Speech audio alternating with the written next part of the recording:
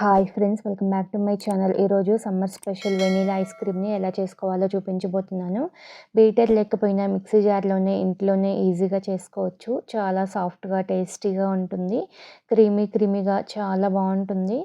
Ice cream చేయడం ఇంత easy అని తెలిస్తే బయట ఎప్పుడూ కొనరు.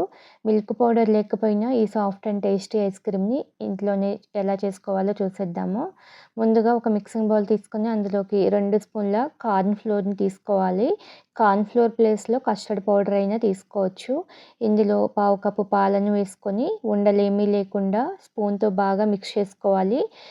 ఇలా కలుపుకొని పక్కన పెట్టేసి స్టవ్ మీద ప్యాన్ పెట్టుకొని 2 కప్పుల చిక్కటి పాలను తీసుకోవాలి. ఈ పాలు 1/2 లీటర్ వరకు ఉంటాయండి. ఈ ఐస్ క్రీమ్కి చిక్కటి పాలు అయితేనే టేస్ట్ బాగుంటుంది. లో టు మీడియం ఫ్లేమ్లో పెట్టుకొని పాలని బాగా మరిగించుకోవాలి. పాలు మీగడ కట్టకుండా మధ్య మధ్యలో కలుపుతూ ఉండాలి. పాలు అడుగంటకుండా కలుపుతూ ఒక 5 నిమిషాలు బాగా మరిగించాలి. 5 నిమిషాలు మరిగించుకున్నాక ఇందులో 1/2 కప్పు పంచదారను వేసుకోవాలి. పంచదార కరిగేంత వరకు కలుపుతూ కరిగించుకోవాలి. పంచదార కరిగిన తర్వాత మరొక 5 నిమిషాలు లో ఫ్లేమ్లో మరిగించాలి. ఇలా step by step process follow అవుతూ చేసామంటే ఐస్ క్రీమ్ బాగా వస్తుంది. 5 నిమిషాలు మరిగించుకున్నాక ముందుగా కలిపి పెట్టుకున్న కార్న్ ఫ్లోర్ వాటర్ని మరొకసారి బాగా కలిపి మరుగుతున్న పాలల్లోకి వేసుకోవాలి. కార్న్ ఫ్లోర్ వాటర్ వేసుకున్నాక లో ఫ్లేమ్లో పెట్టి కలుపుతూ మరిగించాలి. వేసిన వెంటనే కలుపుకోవాలి, లేకపోతే ఉండలు కట్టేస్తుంది. కంటిన్యూస్గా కలుపుతూనే ఉండాలి. లో టు మీడియంకి అడ్జస్ట్ చేసుకుంటూ కలుపుతూ చిక్కబడేంత వరకు మరిగించాలి. చూడండి, చిక్కబడటం స్టార్ట్ అయింది కదా. ఇందులో మంచి ఫ్లేవర్ కోసం ఒక స్పూన్ వెనీలా ఎసెన్స్ వేసుకోవాలి. వైట్ ఎసెన్స్ అయినా వేసుకోవచ్చు, బ్లాక్ ఎసెన్స్ అయినా వేసుకోవచ్చు. వెనీలా ఎసెన్స్ పాలల్లో బాగా కలిసేలాగా కలుపుకోవాలి. చిక్కబడిన తర్వాత లో ఫ్లేమ్లో ఉంచి కలుపుతూ ఉండాలి. అడుగున మాడిపోకుండా కలుపుకోవాలి.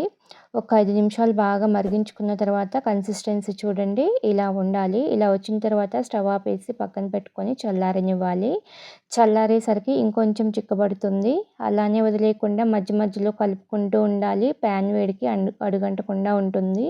చూడండి, చల్లారిన తర్వాత ఈ మిశ్రమాన్ని మిక్సీ జార్ తీసుకొని జార్లోకి ట్రాన్స్ఫర్ చేసుకోవాలి.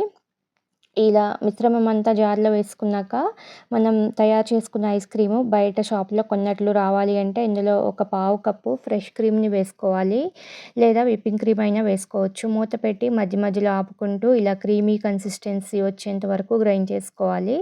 ఈ మిశ్రమాన్ని ఒక బాక్స్లోకి కానీ బౌల్లోకి కానీ ట్రాన్స్ఫర్ చేసుకొని మూత పెట్టి డీప్ ఫ్రిడ్జ్లో ఒక 4 గంటలు కూల్ అవ్వనివ్వాలి.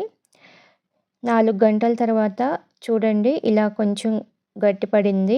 చాకుతో ఇలా చిన్న చిన్న ముక్కల్లాగా కట్ చేసుకుని ఈ మిశ్రమాన్ని మరలా మిక్సీ జార్లోకి వేసుకోవాలి. ఇలా 2 సార్లు గ్రైండ్ చేసుకోవటం వల్ల ఐస్ క్రీమ్ సాఫ్ట్గా ఉంటుంది. మూత పెట్టి హై స్పీడ్లో 2 నిమిషాలు మిక్సీ పట్టుకొని మరలా అదే బాక్స్లోకి వేసుకొని పైన కొంచెం టూటీ ఫ్రూటీలు వేసుకొని మూత పెట్టి డీప్ ఫ్రిడ్జ్లో 7 లేదా 8 గంటలు పెట్టుకోవాలి. నేనైతే ఓవర్ నైట్ పెట్టుకున్నాను. చూడండి, ఐస్ క్రీమ్ చక్కగా రెడీ అయిపోయింది. స్కూపర్తో కానీ ఇలా గుంట గరిటెతో కానీ ఐస్ క్రీమ్ని తీసుకోవాలి. చూడండి, ఐస్ క్రీమ్ ఎంత సాఫ్ట్గా ఉందో, అచ్చం బయట షాప్ నుంచి తెచ్చినట్లే ఉంటుంది. ఇంట్లో చేసామంటే నమ్మరు, అంత రుచిగా ఉంటుంది. సర్వ్ చేసే ముందు పైన కొన్ని డ్రై ఫ్రూట్స్ కానీ ఇలా టూటీ ఫ్రూటీలు కానీ వేసి సర్వ్ చేసుకోవచ్చు. అంతేనండి, soft and tasty ice cream ready అయిపోయింది. టేస్ట్ కూడా చాలా చాలా బాగుందండి.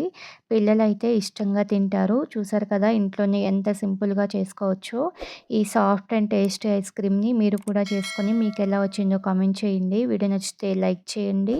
మీ ఫ్రెండ్స్కి రిలేటివ్స్కి షేర్ చేయండి. కొత్తగా చూస్తున్న వాళ్ళు మన ఛానల్ని సబ్స్క్రైబ్ చేసుకోండి. Thank you for watching this video.